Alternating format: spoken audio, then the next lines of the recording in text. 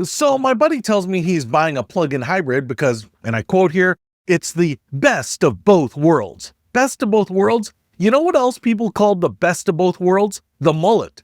Business up front, party in the back, unemployable everywhere. And if I go long enough, I will get one. What's happening, Panda Nation? Peter Von Panda here. Quick rant episode today because I've heard this before. Best of both worlds. And I've heard it too many times, and somebody's got to say it. Plug-in hybrids are the worst of both worlds. You get the watered-down version of an EV strapped to the watered-down version of a gas car, and the two of them together deliver the benefits of neither. It's like ordering a surf and turf and getting a fish stick on a hot dog. And truthfully, I think they're headed for extinction pretty soon. Let me rapid fire this thing for you. Reason one, you're paying for two complete powertrains, a gas engine, a transmission, a fuel system, exhaust, plus an electric motor, battery pack charging hardware, all crammed into one little vehicle. That's not the best of both. That's twice as much stuff that can break. You still need oil changes. You still need engine maintenance. You bought a car to escape gas stations, and you're still doing oil changes. That's like quitting smoking, but keeping a pack in your jacket just in case you get a little hankering for the cigarette, little buddy. You didn't quite quit. You just added anxiety. Reason two, weight. That battery and that engine are both coming along for the ride all the time. When you're running on gas, you're hauling around a couple 100 pounds of battery like a dead relative in the trunk. And when you're running on battery, you're hauling around an entire gas engine and drivetrain that's just sitting there, napping, contributing nothing, kind of like me. A plug-in hybrid running on gas is actually less efficient than the same car without a battery, because physics don't care about your lifestyle choices. Reason three, the electric range is a joke. Most of these things go 20, maybe 40 miles on a charge. A real EV goes 250 plus.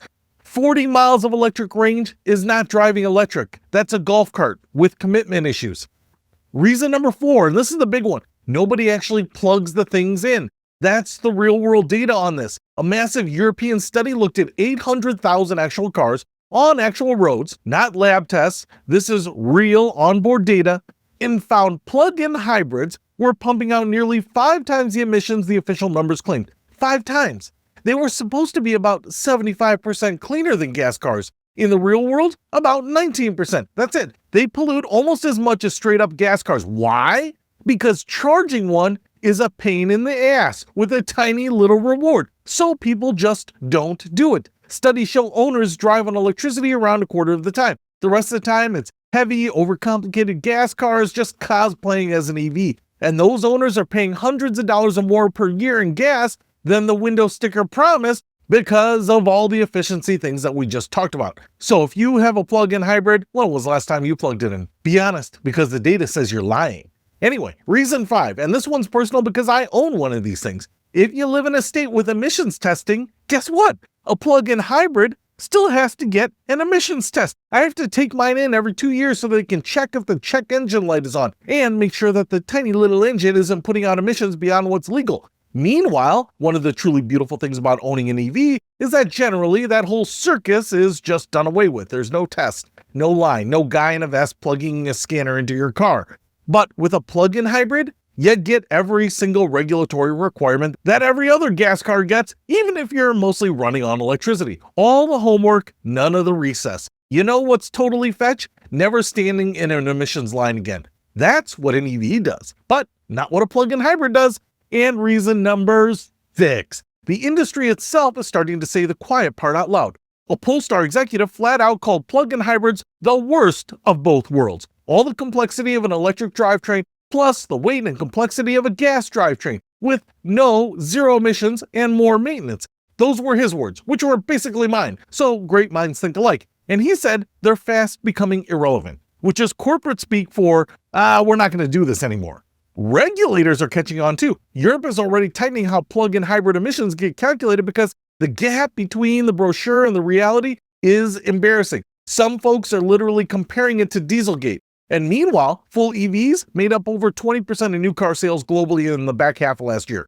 The plug-in hybrid was always sold as a bridge technology. Well, the bridge is done. It should be done at least. So go ahead and just burn that sucker because we're already on the other side. At some point, you just have to let it go. Look, I get the appeal on paper. Electric for the commute, gas for the road trip. It sounds reasonable. So did the mullet. So did the pet rock. So did setting a clock on your VCR so that you could tape a show when it was on so that you could watch it later. But listen, the plug-in hybrids are the worst. They're heavier. They're more complicated. They're more expensive. They pollute like a gas car. They drive like an electric car. And they still make you stand in the emissions line with the regular combustion people. That's not a compromise. That's a hostage situation with cup holders. Would you rather have one car that does one thing brilliantly or one car that does a couple things kind of crappily? Anyway, that's my thoughts for today. Peter Von Panda, out.